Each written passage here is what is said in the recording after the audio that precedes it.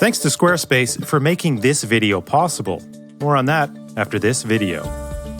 In just a few short years, it would go from being the pride of airlines to a plane that some thought twice about flying. The cargo door was found to have a basic fault in design. Before you got on the DC-10, were you worried about it?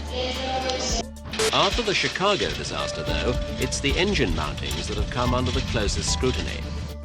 After a series of accidents, McDonnell Douglas's newest jet was engulfed in an extraordinary wave of controversy. And while the DC-10 ultimately went on to be safe, reliable, even pioneering, the company that built it never fully recovered from its missteps.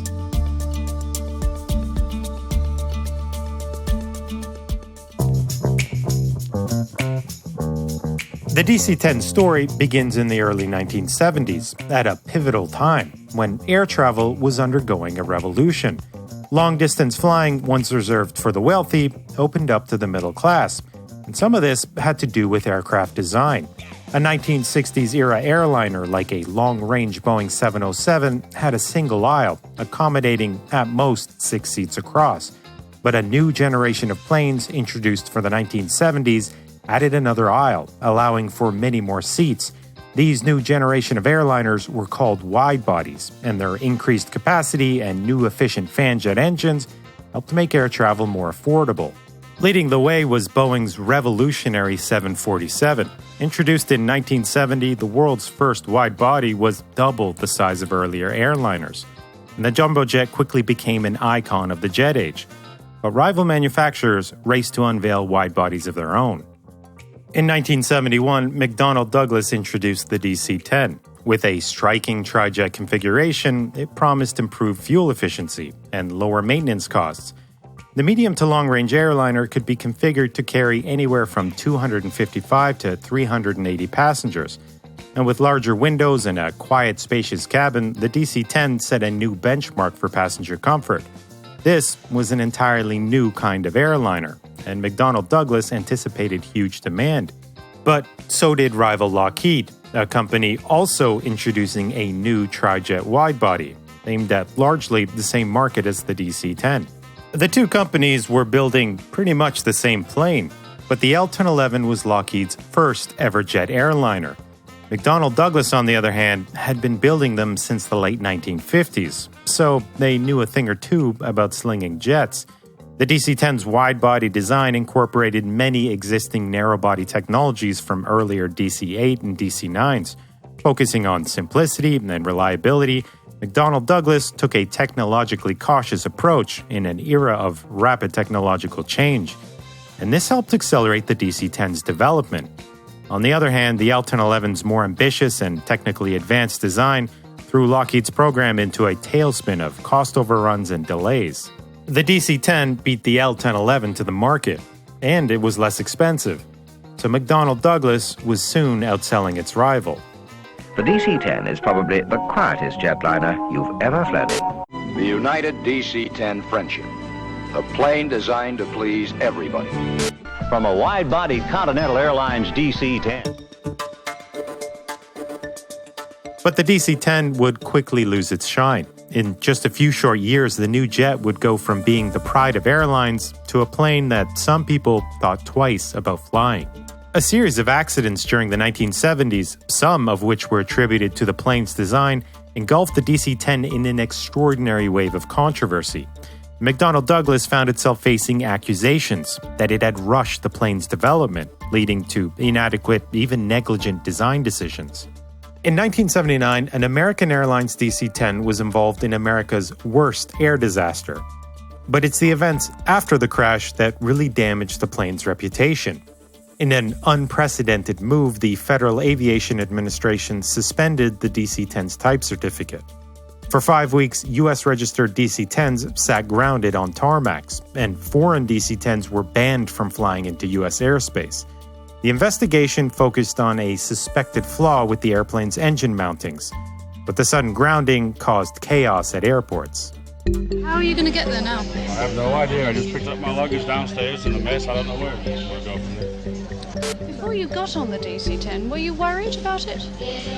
Well, in Los Angeles, where I was, every news report had a big write-up about about the incident of the DC-10s, so it makes you feel very much on edge.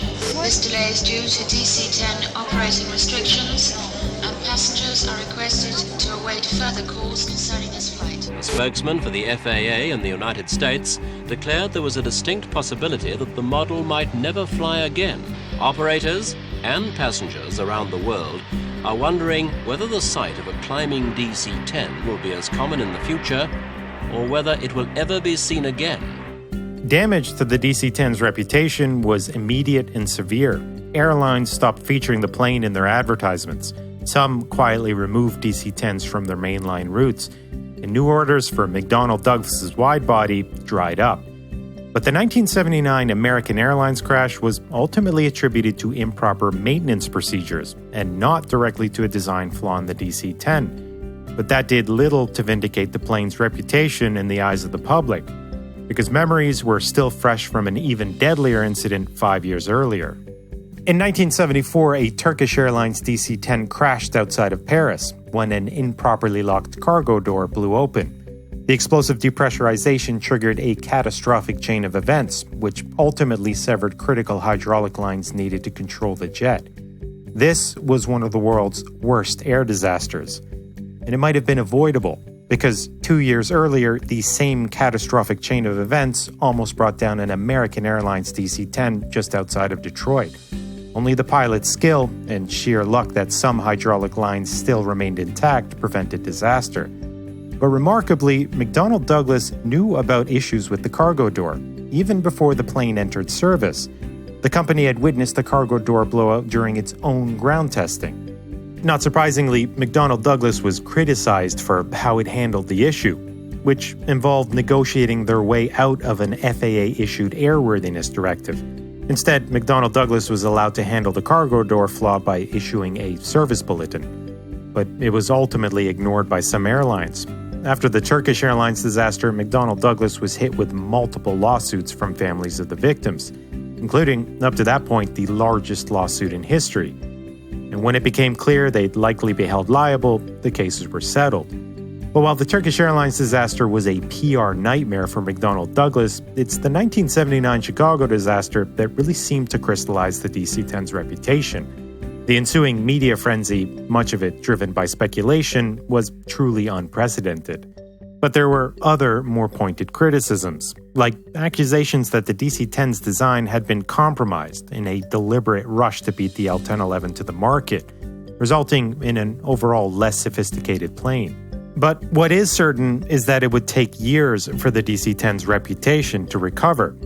And by the 1980s, McDonnell Douglas was facing even bigger challenges. The market had really only been big enough for one Trijet, and that ensured that neither would become a true commercial success. Airlines now wanted more efficient twin-engine widebodies from Airbus and Boeing. McDonnell Douglas was running out of cash to innovate, but that didn't stop the company from trying. With the new MD-11, McDonnell Douglas once again sets a standard for commercial transport excellence and technological innovation. McDonnell Douglas's efforts to sell an improved version of its Trijet in an era when twin-engine jets were clearly the future signaled the beginning of the end for the once legendary aircraft builder. But despite its troubled start, the DC-10 would fly for over 40 years, serving with some of the world's largest airlines. In spite of tragic early accidents, including an infamous later incident in Sioux City, statistically, the DC-10 safety record would go on to be comparable to other widebodies of the era, and much safer than earlier generations of airliners. Noted for their strength, reliability, and ease of maintenance, these iconic jets were workhorses for reputable airlines. And in no small part, the DC-10 helped open up air travel to the masses, forever changing the modern airline industry. Ladies and gentlemen, at this time we'd like to bring your attention to Squarespace, the best all-in-one platform for building websites. To avoid any turbulence in launching your website, we'd advise you to always choose Squarespace. Doing so ensures you get access to the most intuitive and easy-to-use user interfaces, a huge selection of beautiful templates, and award-winning 24/7 support. In the event that you are planning to launch an online store, side hustle, portfolio, or would just like a personal website to showcase whatever it is you do, Squarespace will get you up to cruising altitude in no time. We'd also like to remind you that you can start building your website for free at squarespace.com/mustard, and when you're ready to launch your website, use the code MUSTARD for 10% off your first purchase.